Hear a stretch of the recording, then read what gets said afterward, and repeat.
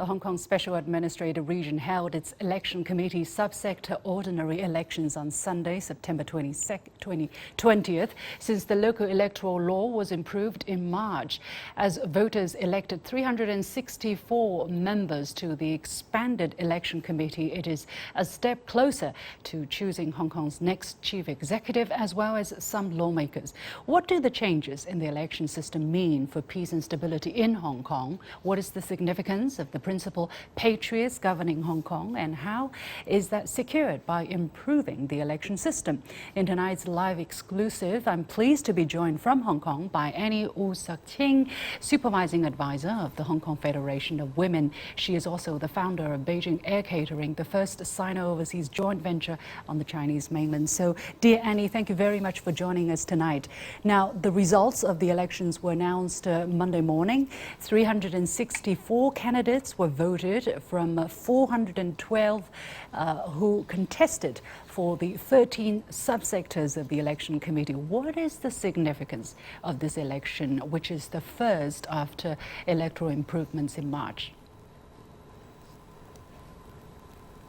Annie? I think it's very important that now Hong Kong is back to the usual trend of stability after we have the national security law, and also now we are trying to get the patriots administrating Hong Kong, because it's very important that Hong Kong is going to be back to order. So without the patriots being elected, we can't have Hong Kong running as the normal, back to our normal standard. So this time the most important is we are selecting all the patriots who are going to devote their time and also try to do their best for Hong Kong. So after this election, we all know who are the patriots who really have a heart to serve Hong Kong. How has the atmosphere been? I mean, you were in Hong Kong, you observe the situation, the atmosphere on the ground. What has it been like for you? Well, I think compared to what we went through in 2019 was very bad for Hong Kong. Now we are back to a state of complacency and also very back to normal. So with the election that concluded yesterday, which was on Sunday, we have a group of 1,500 patriots who are going to serve Hong Kong in different sectors, and they are going to carry out the election and selection of the future legislative members, and also they are going to carry on the selection of the candidates for the chief executive. Eventually, they will also be going to cast a vote on the potential chief executive for Hong Kong beginning on 2022, 1st of July. So we are back to normal in Hong Kong, I would use the word. And it's very comforting for all the Hong Kong citizens, because we are really tired and we have been very frustrated with what went through Hong Kong for the last 2 years. The election committee, as you said, was traditionally responsible only for choosing the chief executive, but now, as you mentioned, some changes have been made to both its scale and function. For instance, from 1,200 members to right now 1,500 members, and it's not just responsible for the selection of the chief executive, but also for nominating candidates for the Legislative Council, for instance, as well as electing 40 of its members. So why are such changes necessary for Hong Kong? Because Hong Kong, we are a special administrative region of China, so we need to ensure that the one country, two systems will be fully implemented in Hong Kong until the year 2047. So in order to make sure the implementation is done properly, these 1,500 electors will ensure from different sectors that they will represent the full interests of a lot of the people from a wide space, from the different sectors of people. In the old days, we were very selective. So nowadays, we have a broader representation and a broader spectrum. And so what we try to do is to get legislative members who are selected and elected based on the ground that, first of all, they are patriots, and secondly, they have to serve to the interests of all people in Hong Kong, not just to have a small group of private interested people. And also, because of the election is from different 40 sectors, they represent a lot of the new interests of candidates who actually from the different walks of life in Hong Kong. So I think now we are really serving the people of Hong Kong. in the old days, we were only serving a very small minority interested people in Hong Kong. Expanded from 4 sectors to 5, the election committee has new representatives, as you said, also from the Hong Kong members of relevant national organization. Why have the new representatives been included here, and how representative will the new election committee be? Well, first of all, like in the old days, we also have the representation from the what we call the CPPCC members and the National People's Congress members. But now we also include the representation from the national associations, like members who are representing the All China Federation of Women and the All China Federation of Youth, and etc., etc. And I think this is very important because they are representing the interests, the national interests in Hong Kong.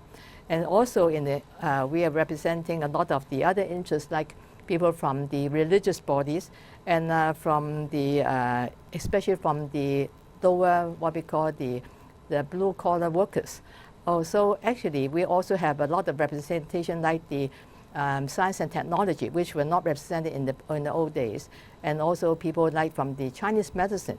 So now this broad spectrum really truly reflects the people from Hong Kong, from different professions, from different interests that we are trying to serve the Hong Kong interests. So now this is really a better representation because each different sector has 300 representatives rather than 1,200 people represented by 400 from each sector in the old days. The election committee membership of, however, 117 community-level district councillors was scrapped. 2 years ago, the district council elections had handed a landslide victory to the opposition. So what role do you think the district councillors really should be playing in Hong Kong, and how do you look at the changes in this regard? I think if you can look from the actions taken up by all these people from district councillors, when they were sworn in before in the old days, they were really very much anti-Hong Kong government, anti the establishment. So they're destroying the peace and stability of Hong Kong.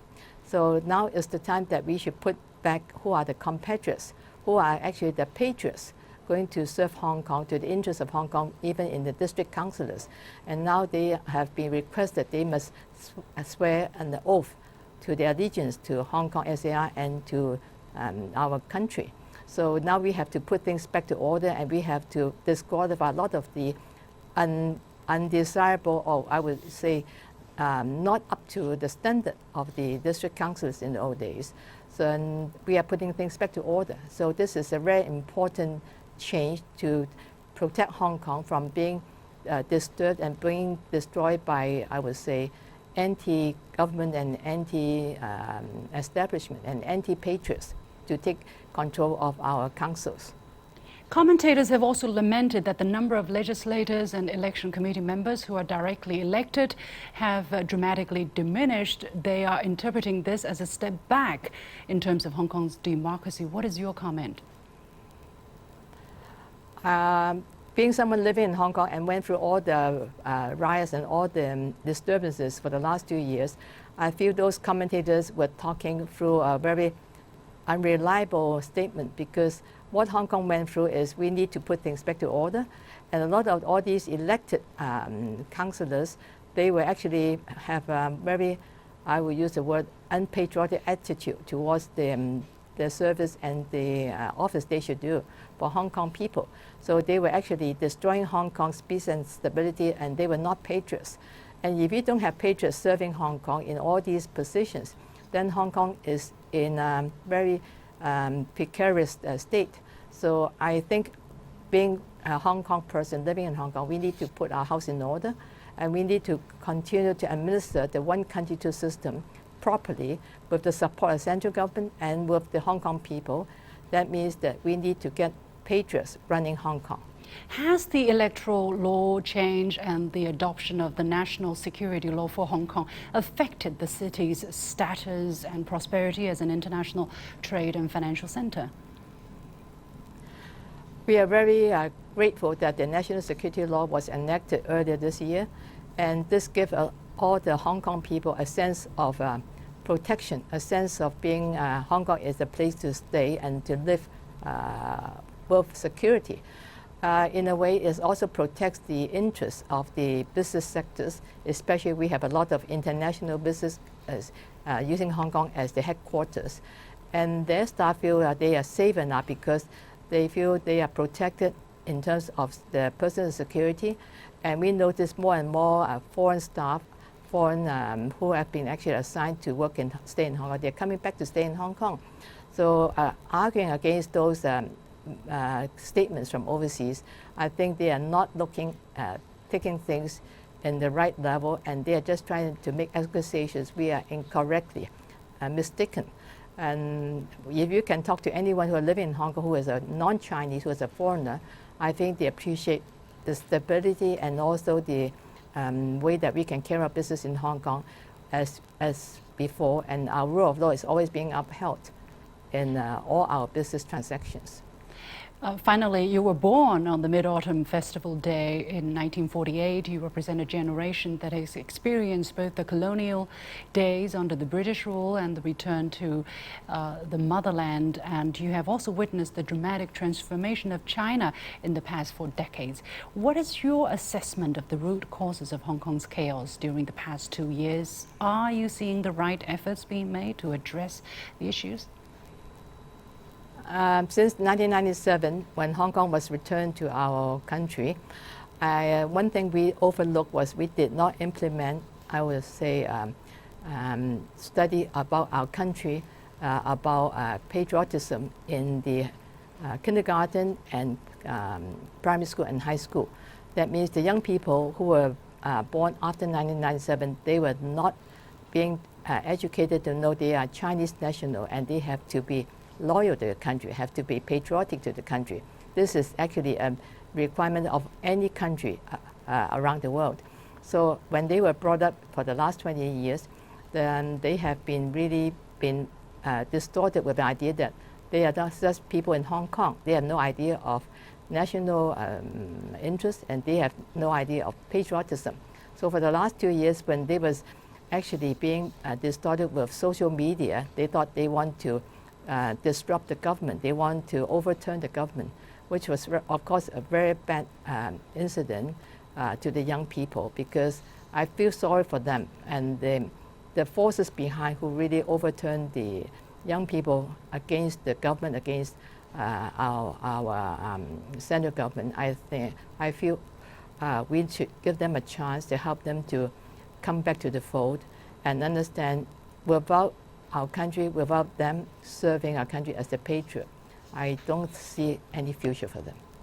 Many thanks to Annie Woo Suk Ching, Supervisor Advisor to the Hong Kong Federation of Women. Thank you very much.